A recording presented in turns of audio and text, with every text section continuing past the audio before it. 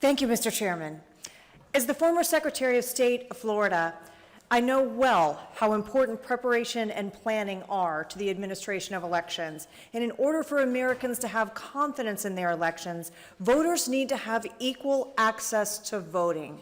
This includes polling stations having the necessary equipment and resources to allow all voters' voices to be heard. Luzerne County, as we've heard today, is an example of a failure to provide such access. Mr. Chairman, I ask unanimous consent to enter into the record a brief statement from Bernadette Hyvish, a Luzerne County voter who had difficulty voting last November. Without objection. Thank you, Mr. Chairman. And I'm going to read an excerpt from this statement. Quote, I arrived at the polling location at 6:45 a.m. I was the first person from the Mayflower section of Wilkes-Barre to sign in. After doing this, the poll workers were then told not to sign anyone in because the machines were not working correctly. It was going on for approximately 7:40 a.m. and I had to get back to work when I asked for a provisional ballot. I was not happy doing it this way, but because I was already signed in, I could not leave and come back. I went back to the polling location around 7:30 to see if I could have my provisional ballot polled and vote by machine. I knew it was a long shot, but was not confident my vote would be counted. Commissioner Palmer, I would like to address my questions to you. First, isn't it true that the EAC issued warnings to local election officials that there might be paper shortages in 2022? Yes, ma'am. That was a number of months prior to the election, including back into the primary, that there were shortages in paper stock. And isn't it also correct that the EAC advised jurisdictions that they should be taking steps to ensure that they had the necessary supply of paper to be prepared for the 2022 election? In conjunction with our partners, we issued those warnings that they needed to prepare as early as possible. In fact, there were deadlines that, look, if you're ordering past this date, you're not insured to have adequate paper.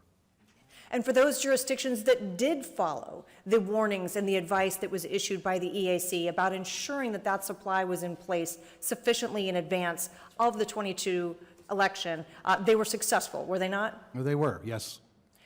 Commissioner Palmer, are you familiar with voting systems testing and certification? Yes, ma'am. And are you also familiar with standards and best practices that are used to maintain election integrity and security during the voting process? Yes, I am. In your opinion, is it appropriate for an election administrator at a precinct to be using standard paper for the purpose of tabulating ballots? No, that's a security feature. That ensures that every ballot's being cast on ballot stock, a marked sense ballot, and not just a piece of paper. So it's a security feature. So once you dismiss that, you are opening it up to other issues, and that's why it's not a best practice. And is the EAC willing, or has the EAC provided guidance to state and local election officials about the types of stock or the types of stock that can be used with certain voting systems? Yes, so when a voting system comes into an accredited lab for testing, the manufacturer provides that data on what the length, the thickness of the different types of ballots or paper stock that would be used. And so it's tested to those. It's not tested to paper or other configurations. And so once it's certified to that, the manufacturer and the user has an understanding of what ballot stock could be used with that voting equipment. Again, it's a very regimented process. So once you are outside that using regular pieces of paper, that's really, you're breaking down one of the security features of the process. Is that certification process an important part of ensuring the security of elections?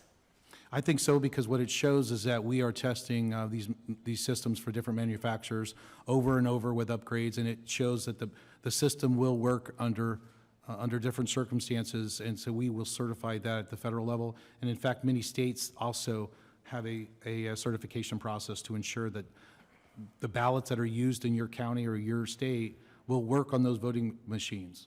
And would you share with us how the EAC can be involved with helping states identify and implement best practices when it comes to this testing and certification?